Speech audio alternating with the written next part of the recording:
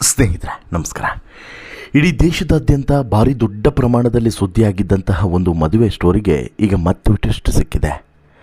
ಕಳೆದ ಬಾರಿಯ ಕುಂಭಮೇಳದಲ್ಲಿ ಸಿಕ್ಕಾಬಟ್ಟೆ ವೈರಲ್ ಆಗಿದ್ದಂತಹ ಈ ನೀಲಿ ಕಣ್ಗಳ ಹುಡುಗಿ ಮೊನಾಲಿಸಾ ಮದುವೆ ವಿಚಾರ ಕಳೆದ ಒಂದು 15-20 ದಿನಗಳಿಂದ ಭಾರಿ ಸುದ್ದಿ ಆಗ್ತಿದೆ.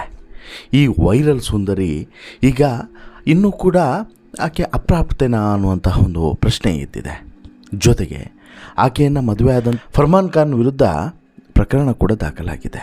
ಯಾಕೆ, ಏನಿದ್ರ ಹಿನ್ನೆಲೆ, ಅಸಲಿಗೆ ಈಗ ವಯಸ್ಸಿನ ಬಗ್ಗೆ ಕನ್ಫ್ಯೂಷನ್ಸ್ ಕ್ರಿಯೇಟ್ ಆಗಿದ್ದು ಹೇಗೆ, ಜೊತೆಗೆ ಮಗಳ ವಿರುದ್ಧ ಸ್ವತಃ ತಂದೆಯೇ ತಿರುಗಿ ಬಿದ್ದಿರೋದು ಯಾಕೆ, ತಂದೆಯು ಕೂಡ ಒಂದು ದೂರನ್ನು ಕೊಟ್ಟಿದ್ದಾರೆ, ಆ ದೂರಲ್ಲಿ ಏನಿದೆ, ಹಾಗಾದರೆ ಅಸಲಿಗೆ ಈಕೆಯ ವಯಸ್ಸೆಷ್ಟು, ಯಾರ್ದು ಮೊನಾಲಿಸಾ ವಯಸ್ಸೆಷ್ಟು, ಎಲ್ಲವನ್ನು ಕೂಡ ಎಳೆಯಾಗಿ ತೋರಿಸ್ತಾ ಹೋಗ್ತೀನಿ. ಅದಕ್ಕಿಂತ ಮುಂಚೆ ನೀವಿನ್ನೂ ಕೂಡ ನಮ್ಮ ಚಾನಲನ್ನು ಸಬ್ಸ್ಕ್ರೈಬ್ ಮಾಡಿಲ್ಲ ಅಂದರೆ ದಯವಿಟ್ಟು ಕೂಡಲೇ ಸಬ್ಸ್ಕ್ರೈಬ್ ಮಾಡಿ ಸ್ನೇಹಿತರೆ. ಮೊನಾಲಿಸಾ ಬೋಸ್ಲೆ ಅಂತ ಹೇಳಿದ್ರೆ ಬಹುಶಃ ನಿಮ್ಗೆ ಯಾರಿಗೂ ಕೂಡ ಗೊತ್ತಾಗಲಿಕ್ಕಿಲ್ಲ. ಯಾಕೆ ಯಾರು ಇವಳು, ಏನು ಎಂಥದ್ದು ಕೂಡ ಗೊತ್ತಾಗಲಿಕ್ಕಿಲ್ಲ. ಅದೇ ಕುಂಭಮೇಳದ ವೈರಲ್ ಹುಡುಗಿ, ಯಾವುದು ಹೇಳಿ, ಈ ಸರಗಳನ್ನು ಮಾರ್ತಾ ಇದ್ದಂತಹ ವೈರಲ್ ಹುಡುಗಿ, ಆ ಬೆಕ್ಕಿನ ಕಂಗಳ ಹುಡುಗಿ ಯಾರು ಅಂತೇಳಿ ಹೇಳಿದ್ರೆ ಬಹುಶಃ ನಿಮ್ಮೆಲ್ಲರಿಗೂ ಕೂಡ ತಟ್ಟಂತೇಳಿ ಈ ಹುಡುಗಿ ಯಾರು ಅನ್ನೋದು ಗೊತ್ತಾಗುತ್ತೆ, ಫ್ಲ್ಯಾಶ್ ಆಗ್ತದೆ. ಕುಂಭಮೇಳದ ಸಮಯದಲ್ಲಿ ಸಾಮಾಜಿಕ ಜಾಲತಾಣಗಳ ಮೂಲಕ ಭಾರಿ ವೈರಲ್ ಆದಂಥ ಹುಡುಗಿ ಈ ಮೊನಾಲಿಸಾ.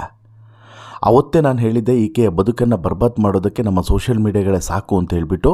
ಅದೇ ರೀತಿ ಆಗಿದೆ ಇವತ್ತಿಗೆ. ಆಕೆಯ ಬದುಕು ಒಂದು ರೀತಿಯಲ್ಲಿ ಹಳಿ ತಪ್ಪಿತ್ತು, ಮತ್ತೆ ವಾಪಸ್ ಹಳಿಗೆ ಬಂದಿತ್ತು. ಈಗ ಮತ್ತೆ ಹಳಿ ತಪ್ಪುವಂಥ ಸಾಧ್ಯತೆ ಸ್ಪಷ್ಟವಾಗಿ ಕಾಣಿಸ್ತಿದೆ. ಯಾಕೆಂತ ಹೇಳಿದ್ರೆ ಈ ಪಾಪ್ಯುಲಾರಿಟಿ ಮತ್ತು ಈ ವೈರಲ್ ಆಗುವಂತಹ ಸಂದರ್ಭದಲ್ಲಿ ಸೃಷ್ಟಿಯಾಗುವಂತಹ ಬೇರೆ ಬೇರೆ ಆಯಾಮಗಳು, ಮಜಲುಗಳಿದಾವಲ್ಲ, ಒಬ್ಬರ ಬದುಕನ್ನೇ ಸರ್ವನಾಶ ಮಾಡಿಬಿಡಬಹುದು ಅನ್ನೋದಕ್ಕೆ ಸಾಕ್ಷಿ ಈ ಪ್ರಕರಣ ಅಂತಲೂ ಕೂಡ ಹೇಳ್ಬೋದು. ಕುಂಭಮೇಳದಲ್ಲಿ ಸರಗಳನ್ನು ಮಾರೋದ್ರ ಮೂಲಕ ವೈರಲ್ ಆದಂಥ ಈ ಹುಡುಗಿ ನಂತರ ಒಂದು ರೀತಿಯಲ್ಲಿ ಈ ತನ್ನ ಹಳೆಯ ಬದುಕನ್ನೇ ಮರೆತು ಬಿಡುವಂಥ ಪರಿಸ್ಥಿತಿ ನಿರ್ಮಾಣ ಆಗಿತ್ತು. ಕಡು ಬಡತನದಲ್ಲಿ ಸರವನ್ನು ಮಾರಿ ಜೀವನವನ್ನು ಸಾಗಿಸ್ತಿದ್ದಂಥ ಮೊನಾಲಿಸಾ ಕುಟುಂಬ ನಂತರ ಬದಲಾಗಿ ಹೋಗಿತ್ತು. ಮೊನಾಲಿಸಾಗೆ ಸಿಕ್ಕಂತಹ ಸಡನ್ ಪಾಪ್ಯುಲಾರಿಟಿ ಇದೆಯಲ್ಲ, ಅದು ಆಕೆಯನ್ನು ಅಟ್ಟಕ್ಕೆ ಏರಿಸುವಂತೆ ಮಾಡಿಬಿಡ್ತು.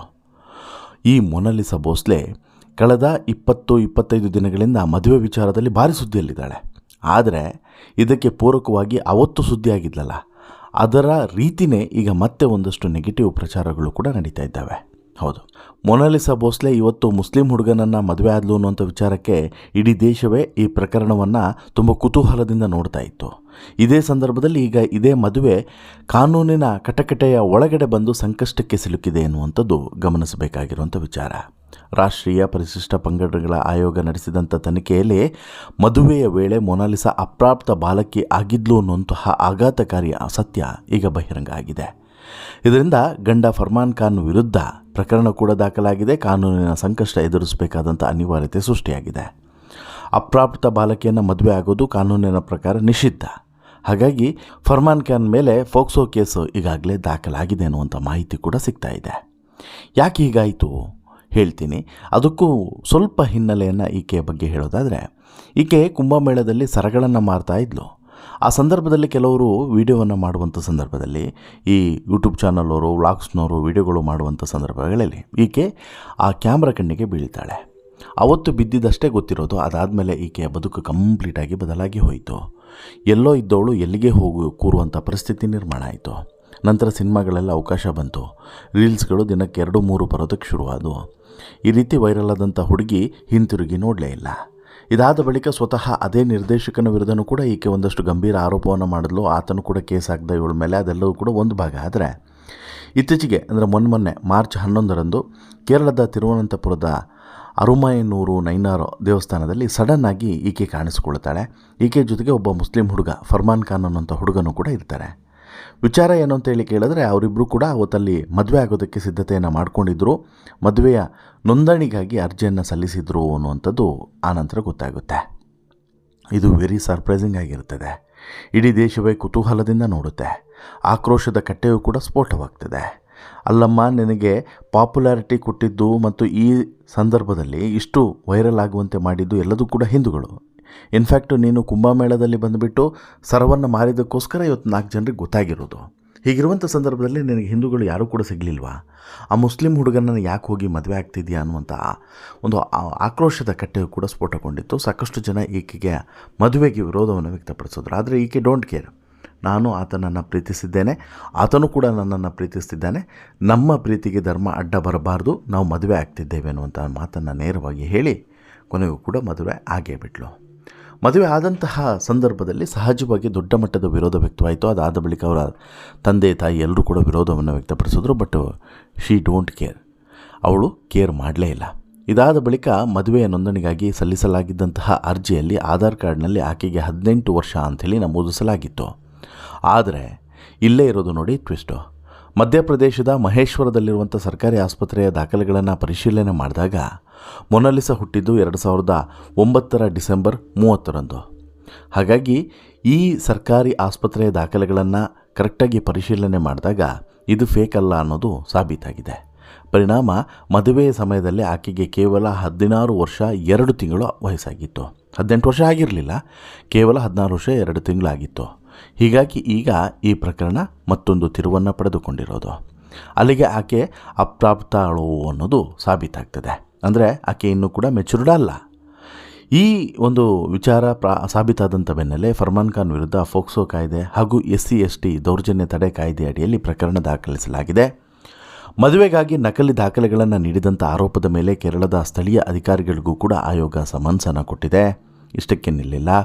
ಮೊನಾಲಿಸಾಳನ್ನು ಬಲವಂತವಾಗಿ ಮತಾಂತರಿಸಿ ಮದುವೆ ಮಾಡಲಾಗಿದೆ ಎನ್ನುವಂತಹ ಆಕೆಯ ತಂದೆ ಜೈಸಿಂಗ್ ಭೋಸ್ಲೆ ಮತ್ತು ಸಾಮಾಜಿಕ ಕಾರ್ಯಕರ್ತ ಪ್ರಥಮ್ ದುಬೆ ಅವರ ಆಯೋಗದ ದೂರೇನಿದೆ, ಅವ್ರದ್ದು ಆಯೋಗಕ್ಕೆ ಹೋಗಿ ಕೊಟ್ಟಂಥ ದೂರೇನಿದೆ, ಅದರ ಬಗ್ಗೆಯೂ ಕೂಡ ತನಿಖೆ ನಡೀತಾ ಇದೆ.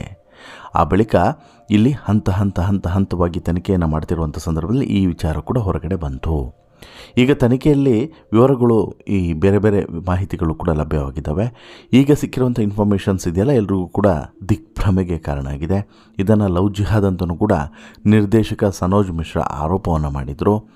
ರಾಷ್ಟ್ರೀಯ ಪರಿಶಿಷ್ಟ ಪಂಗಡಗಳ ಆಯೋಗವು ಈ ಪ್ರಕರಣವನ್ನು ಗಂಭೀರವಾಗಿ ಪರಿಗಣಿಸಿದ್ದು ಮಧ್ಯಪ್ರದೇಶ, ಕೇರಳದ ಪೊಲೀಸ್ ಮಹಾನಿರ್ದೇಶಕರಿಗೆ ವಿವರವಾದಂಥ ವರದಿಯನ್ನು ಸಲ್ಲಿಸುವಂತೆ ಸೂಚನೆಯನ್ನು ಕೊಟ್ಟಿದೆ. ಮದುವೆ ನಡೆದಂಥ ರೀತಿಗೆ ಹಾಗೂ ನಕಲಿ ದಾಖಲೆಗಳ ಬಳಕೆಗೆ ಸಂಬಂಧಿಸಿದಂತೆ ಸಂಬಂಧಪಟ್ಟ ಅಧಿಕಾರಿಗಳನ್ನು ವಿಚಾರಣೆಗೆ ಕರೆಸಲಾಗಿದೆ ಅನ್ನೋದು ಕೂಡ ಗೊತ್ತಾಗಿದೆ. ಬಟ್ ಇಲ್ಲಿ ದೊಡ್ಡ ಅಪರಾಧ ಆಗುವಂಥದ್ದು ಒಂದು, ಆ ಹುಡುಗಿಯ ಸರ್ಟಿಫಿಕೇಟನ್ನೇ ಫೇಕ್ ಮಾಡಿದಂಥ ಫರ್ಮಾನ್ ಖಾನು ಇಲ್ಲಿ ಆಕೆಗೆ 16 ವರ್ಷ 2 ತಿಂಗಳು ಅಂತೇಳಿ ಗೊತ್ತಿದ್ರೂ ಕೂಡ ಮದುವೆ ಆಗಿದ್ದು ದೊಡ್ಡ ಅಪರಾಧ ಆಗ್ತದೆ. ಕಾನೂನಿನಲ್ಲಿ ಇದು ಊರ್ಜಿತ ಆಗೋದೇ ಇಲ್ಲ. ಹಾಗೆಯೇ ಈಕೆಯು ಕೂಡ ಗಂಡನ ಜೊತೆಗೆ ಹೋಗೋದಕ್ಕೆ ಸಾಧ್ಯವೇ ಇಲ್ಲ. ಈಗ ಫೋಕ್ಸೋ ಕೇಸ್ ಬೇರೆ ಆಗಿರೋದ್ರಿಂದ ಆತನನ್ನು ಅರೆಸ್ಟ್ ಮಾಡುವಂಥ ಸಾಧ್ಯತೆ ಇರ್ತದೆ. ನಂತರ ಕೋರ್ಟ್ ಏನು ಡಿಸೈಡ್ ಮಾಡುತ್ತೆ ಗೊತ್ತಿಲ್ಲ. ಬಟ್ ಸ್ಟಿಲ್ 18ನೇ ವಯಸ್ಸಿನವರೆಗೂ ಕೂಡ ಆತನ ಜೊತೆಗೆ ಆಕೆ ಒಪ್ಪಿದರೂ ಕೂಡ, ಆಕೆ ಬಯಸಿದರೂ ಕೂಡ, ಇಲ್ಲ ನಾನು ಆತನ ಜೊತೆಗೇ ಇರೋದು ಅಂತೇಳಿ ಹೇಳಿದ್ರೂ ಕೂಡ ಕಾನೂನಿನಲ್ಲಿ ಅದಕ್ಕೆ ಅವಕಾಶವನ್ನು ಕೊಡೋದು ಅಸಾಧ್ಯ ಅನ್ನುವಂಥ ಮಾತುಗಳನ್ನು ವಕೀಲರು ಹೇಳ್ತಾ ಇದ್ದಾರೆ. ನೋಡೋಣ ಇದು ಮುಂದೆ ಇನ್ಯಾವ ತಿರುವನ್ನು ಪಡೆದುಕೊಳ್ಳುತ್ತದೆ, ಇನ್ಯಾವ ಟ್ವಿಸ್ಟ್ ಆ್ಯಂಡ್ ಟರ್ನ್ಗಳನ್ನು ಈ ಪ್ರಕರಣ ಪಡೆದುಕೊಳ್ಳುತ್ತದೆ ಅನ್ನೋಂಥ ಕುತೂಹಲ ಸದ್ಯಕ್ಕಂತೂ ಇದೆ.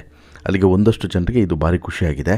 ಏನೇಳಿ ಮುಸ್ಲಿಂ ಹುಡುಗನನ್ನು ಮದುವೆ ಆಗಿದ್ಲು ಅಂತ ಹೇಳಿ ಒಂದು ಆರೋಪವನ್ನು ಹೊರಿಸಿದ್ರು, ಆಕ್ರೋಶವನ್ನು ಹೊರಗಡೆ ಹಾಕಿದ್ರಲ್ಲ, ಅವ್ರಿಗೆ ಕೊನೆಗೂ ಕೂಡ ಈಗ ಹಾಲು ಕುಡಿದಷ್ಟೇ ಖುಷಿಯಾಗಿದೆ ಅನ್ನೋದು ಮಾತ್ರ ಸತ್ಯ. ಬಟ್ಟು ಅವರವರ ವೈಯಕ್ತಿಕ ಜೀವನವನ್ನು ನಾವು ಬೀದಿಗೆ ತಂದು ಆ ಪಾಪದ ಕೂಡವನ್ನು ನಾವ್ಯಾಕೆ ತುಂಬಿಕೊಳ್ಬೇಕು ಅನ್ನೋದನ್ನು ಕೂಡ ಯೋಚನೆ ಮಾಡಬೇಕು. ನೋಡೋಣ ಅವರವರ ಬದುಕು, ಅವರವರ ನಿರ್ಧಾರ. ಬಟ್ ಕಾನೂನಿನ ಚೌಕಟ್ಟಿನಲ್ಲಿ ಎಲ್ಲರೂ ಕೂಡ ಸರಿ ಸಮಾನರೇ.